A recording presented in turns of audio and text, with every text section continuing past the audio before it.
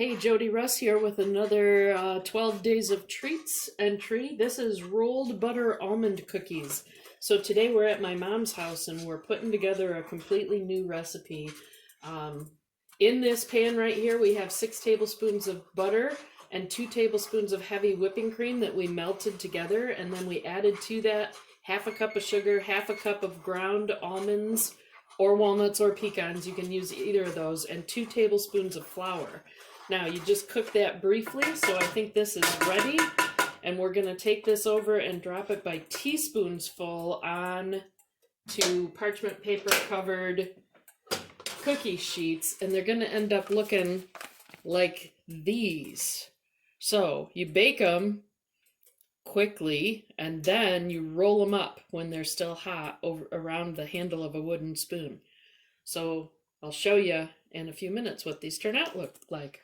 Okay, this is what they look like when they come out of the oven. They spread quite a bit. And now we just let them cool for 1 minute on the cookie sheet, and then we have to roll them up real quick.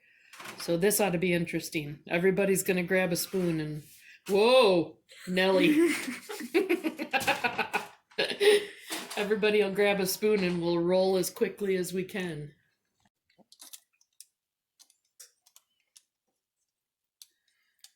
Okay, so this rolling part around the spoon handle, as you can see, is not quite as easy as we thought it would be.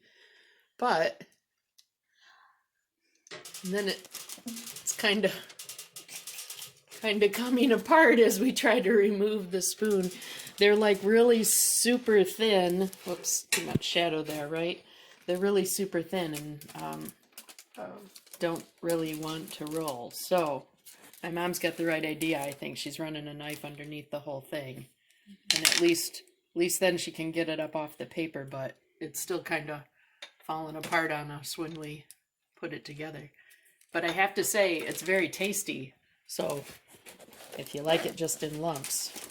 We'll see if we can get any of these right and be right back. Okay, so this is what our second batch turned out like. They do look kind of, I think we pulled it off okay. It was a challenge figuring out just how much to cool them before we rolled them because they're so thin. When we cooled them for just a minute, like the recipe said, it wasn't cool enough to roll, and then they got too cool and we had to put them back in the oven because they were cracking. So I would say this is one of those recipes. It's kind of a trial and error. Luckily it makes a pretty small batch, so try it with a single batch and then maybe try a second batch. Like I said, this is our second batch and they did turn out a little bit better. And we hope that you try these treats and that you enjoy this, and we wish you all happy holidays.